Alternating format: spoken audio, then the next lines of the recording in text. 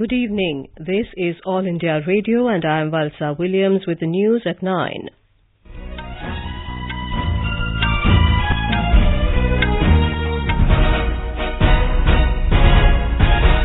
The headlines.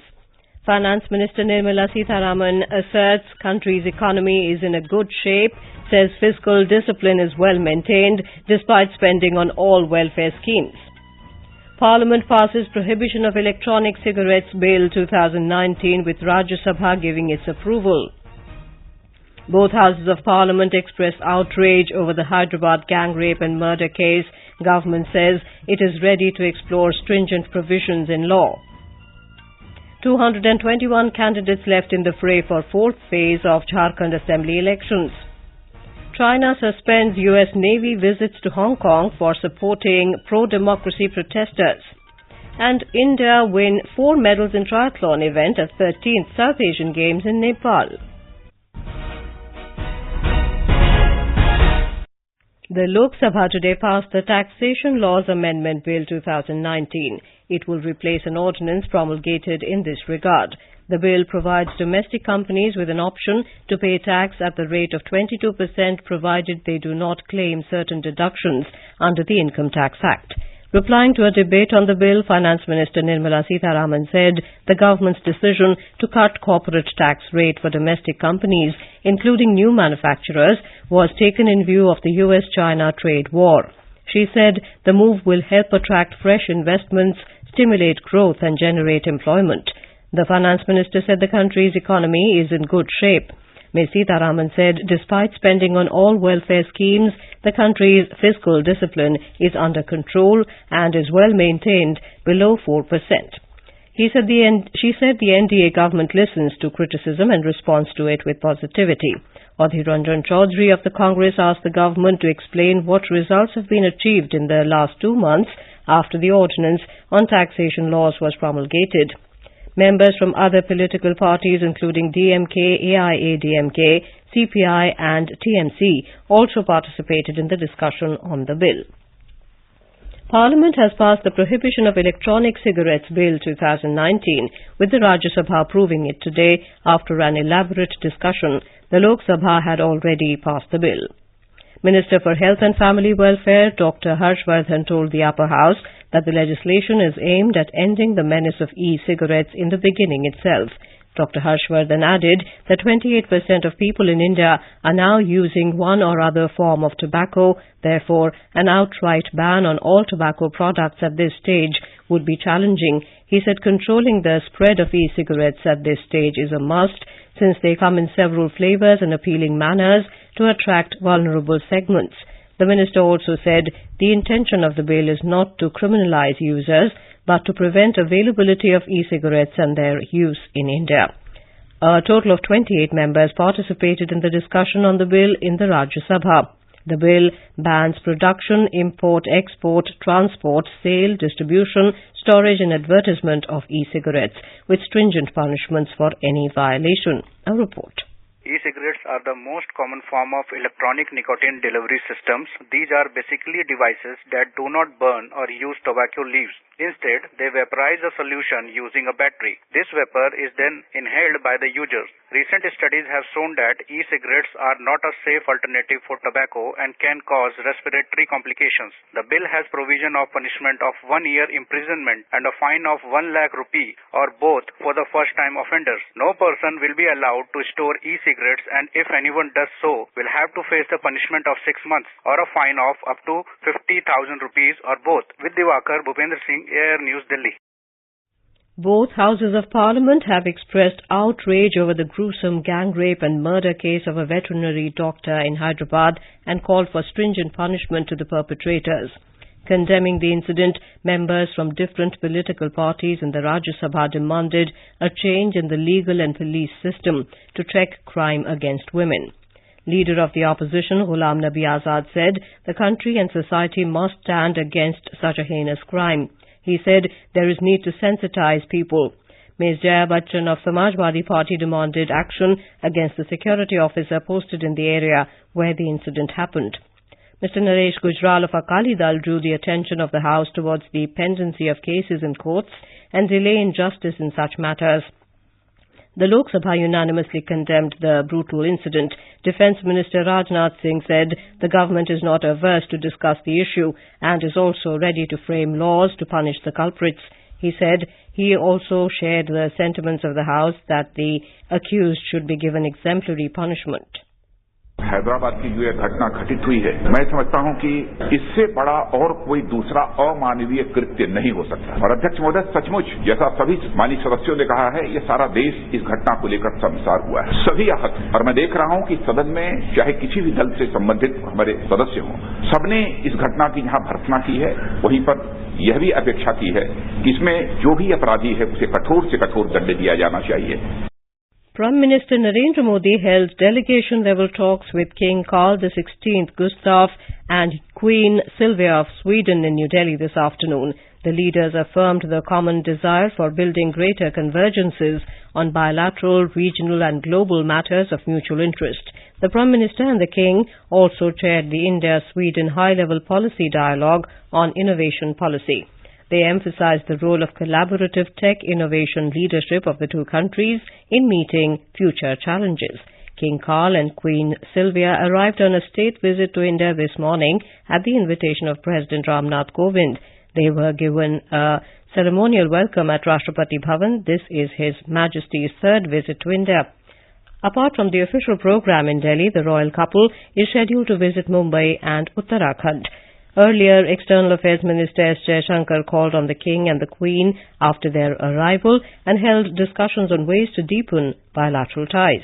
The External Affairs Minister also held a wide-ranging conversation with his Swedish counterpart Ann Linde this evening.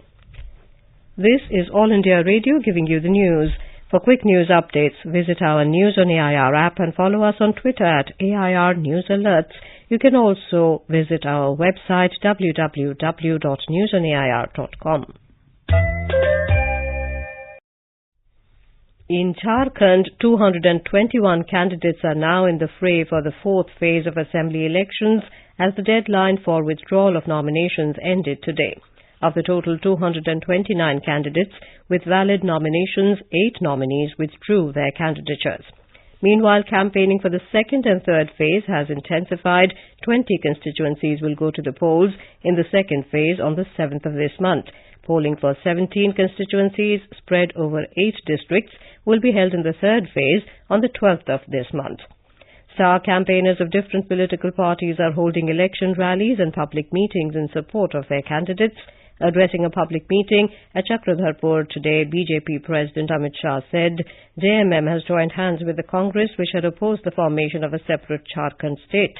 The BJP President said the government will implement NRC in the whole country before 2024. He said the government has eradicated Naxalism in the state. Narendra Modi सरकार और रघुवर सरकार ने झारखंड के अंदर से नक्सलवाद को उखाड़कर फेंककर यहां विकास का रास्ता प्रशस्त करने का काम ये भारतीय जनता पार्टी की सरकार है. Congress leader Rahul Gandhi addressed a public meeting in Simdega. He alleged that tribals and poor people of the state were not getting the benefits of government schemes despite availability of sufficient funds. The Congress leader said if voted to power, the UPA alliance would return land to people which had been taken unnecessarily and will also waive farm loans. जहां भी Congress party की सरकार आई, चाहे वो कर्नाटक, चाहे वो पंजाब, छत्तीसगढ़, मध्य प्रदेश, राजस्थान, हमने वायदा किया था कि सही दाम मिलेगा और किसान का कर्जा माफ करके हम दिखा देंगे और वही वायदा मैं आपको यहां करने जा रहा हूं. Defence Minister Rajnath Singh has expressed confidence that the corporate sector will contribute generously for the welfare of ex-servicemen.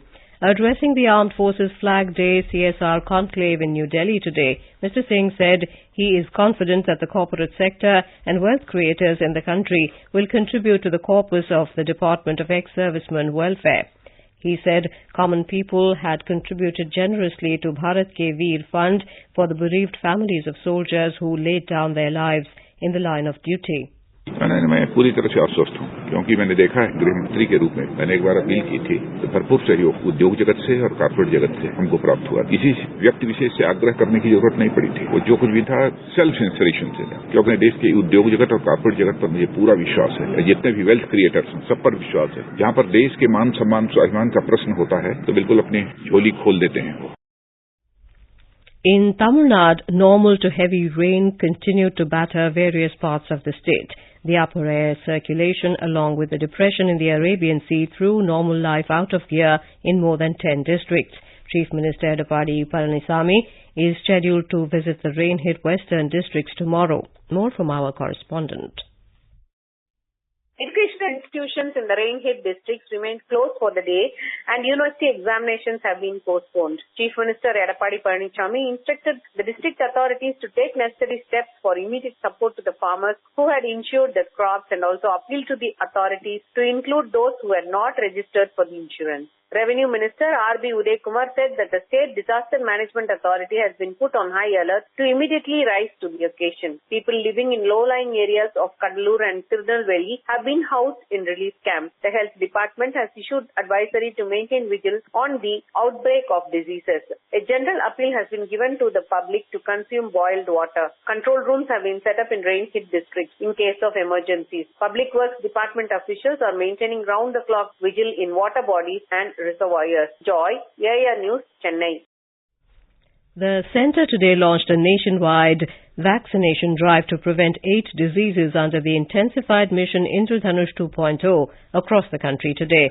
The government's flagship scheme is aimed at immunizing children under the age of 2 years and pregnant women against 8 vaccine-preventable diseases. The mission was also launched in Madhya Pradesh today. A report. During the next 4 months under Mission Indradhanush, a target has been set to vaccinate around 1 lakh children and more than 30,000 pregnant women. The campaign will be carried out in 260 development blocks of 43 districts of the state, including the capital Bhopal and Indore. In addition, the mission will be running in 4 phases in the state. Children will be vaccinated under the Mission Indradhanush in the month of January, February and March next year. Public Health and Family Welfare Minister Tulsiram Silawat inaugurated this campaign in Indore district today. The project officer of the District Urban Development Agency has been made the nodal officer for the successful operation of the Mission Indradhanush. Sanjeev Sharma, AIR News, Bhopal. Cabinet Secretary Rajiv Gauba today chaired a meeting of the Committee of Secretaries to review the issue of rising prices of onions across the country. In a video conference with the Chief Secretaries of the 11 major onion-producing states, the Cabinet Secretary was briefed about the various steps being taken by states to tackle the price rise. He directed the states to utilize their food and civil supply departments to procure and distribute onions at reasonable prices. China has suspended visits by U.S. Navy ships and aircraft to Hong Kong after Washington passed legislation last week backing pro-democracy protesters. Beijing also unveiled sanctions against a number of U.S. human rights groups. It comes after President Donald Trump signed the Human Rights and Democracy Act into law. The Act orders an annual review to check if Hong Kong has enough autonomy to justify special trading status with the U.S. India won 14 medals including 3 gold, 8 silver and 3 bronze on the first day of the 13th South Asian Games. Adarsh IM and Sinimol gave India the first gold medal by winning the men's individual triathlon event at Pokhara in Nepal today. Sinimol compatriot Bishwarjit Srikhom took the silver in a 1-2 finish. Thaudam Sarojini Devi and Mohan Pragna added a silver and a bronze in the women's individual event. And now, before we end the bulletin, the headlines once again. Finance Minister Nirmala Sitharaman asserts country's economy is in good shape, says fiscal discipline is well maintained despite spending on all welfare schemes.